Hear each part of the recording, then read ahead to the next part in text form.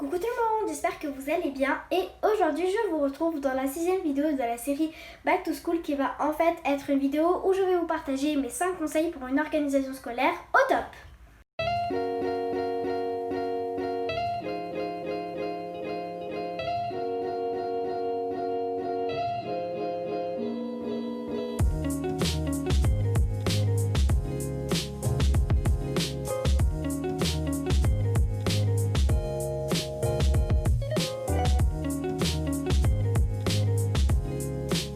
Mon premier conseil, ça serait de faire des fiches de révision. Moi, j'en fais pas tout le temps, je vous l'avoue, mais j'en fais. Donc là, je vous montre le matériel que j'utilise pour faire mes fiches. Des mini-fiches Bristol colorées.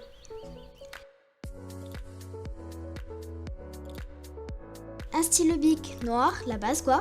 Parfois, j'utilise aussi un stylo noir de la marque Stabilo. Des surligneurs pastel. Et pour finir, mes stabilos pastels, bien évidemment. Mon second conseil, ça serait de faire des révisions en ligne. Si je pourrais vous conseiller un site de révision en ligne, ça serait Afterclass. C'est un site gratuit où vous pouvez faire des exercices de chaque matière de la 6e à la terminale. Mais le site vous propose aussi des fiches de révision déjà toutes faites. Et ça, si vous avez des examens, c'est vraiment top.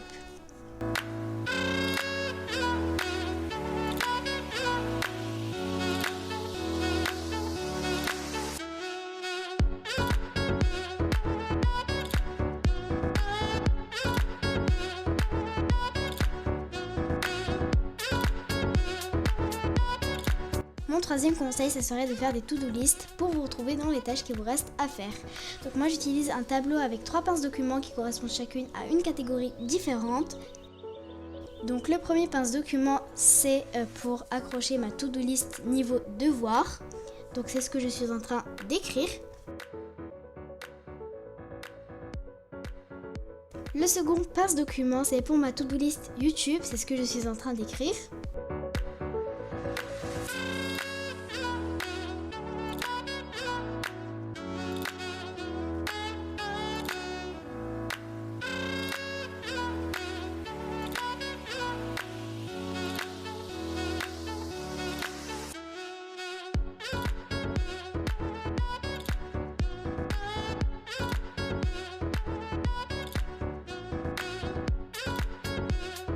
Et le dernier, c'est pour accrocher ma to-do list où j'écris tout ce que j'ai d'autre à faire qui ne font pas partie de ces deux catégories précédentes.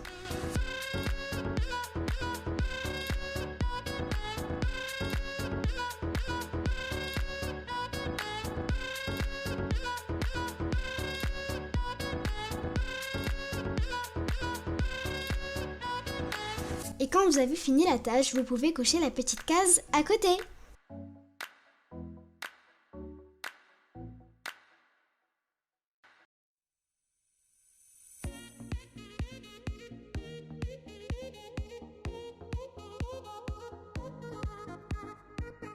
Mon quatrième conseil que je pourrais vous donner qui vous sera très utile, je pense, c'est si vous avez du mal à retenir des choses, que ce soit des langues, des dates importantes et plein d'autres choses où vous avez du mal à les retenir, et bien mon conseil c'est de faire des flashcards.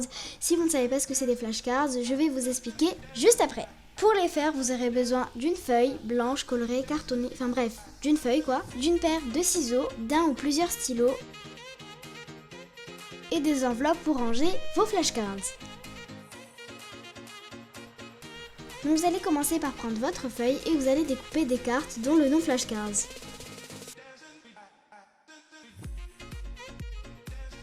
Après avoir découpé des cartes, vous allez prendre un stylo et vous allez sur une des deux faces de la carte écrire un mot en français et derrière le même mot mais en anglais, parce que là je fais des flashcards pour retenir des mots en anglais, mais vous pouvez bien évidemment faire la même chose mais avec d'autres langues.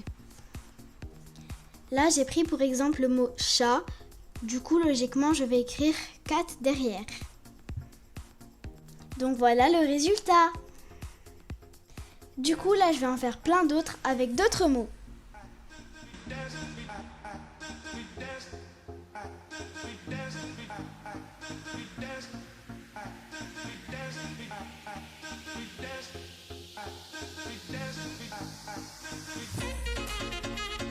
Voilà le résultat. Maintenant, on va les ranger dans une enveloppe en faisant en sorte que quand on va sortir les flashcards, on va voir que le mot en français. Et je vais écrire sur l'enveloppe flashcards anglais.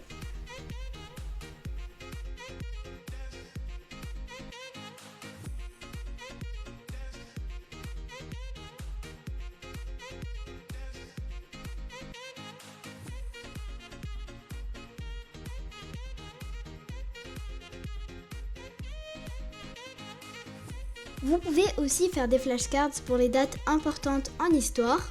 Par exemple, là, je vais sur une face écrire Première Guerre mondiale. Et derrière, je vais écrire quand commence la Première Guerre mondiale et quand elle se termine, donc 1914 et 1918. Donc voilà le résultat! Et maintenant, après en avoir fait plein, je vais faire comme tout à l'heure. Je vais les mettre dans une enveloppe et je vais écrire flashcards histoire.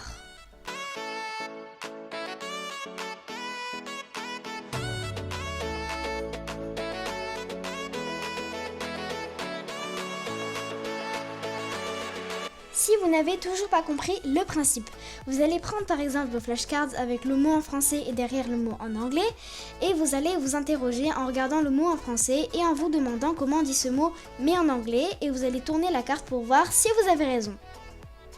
Pour mon 5e et dernier conseil que je peux vous donner, c'est de ne pas vous y prendre au devoir au dernier moment. Pire chose à faire, surtout si vous avez un examen.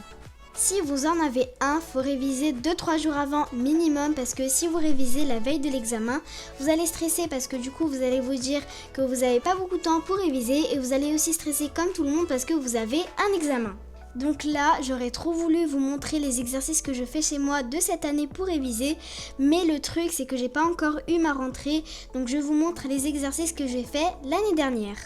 Donc voilà tout le monde, c'est la fin de cette vidéo, c'est aussi la fin des vidéos de la série Back to School parce qu'en fait je tenais absolument à poster cette vidéo-ci en dernière, mais en fait je me suis pris un petit peu trop tard, j'ai pensé une semaine avant la rentrée à faire des vidéos Back to School, du coup j'ai pas pu faire trop de vidéos parce qu'en une semaine c'est compliqué de tourner et monter, du coup c'est celle-ci la dernière vidéo, du coup moi je vous fais plein de gros bisous et je vous dis à la prochaine.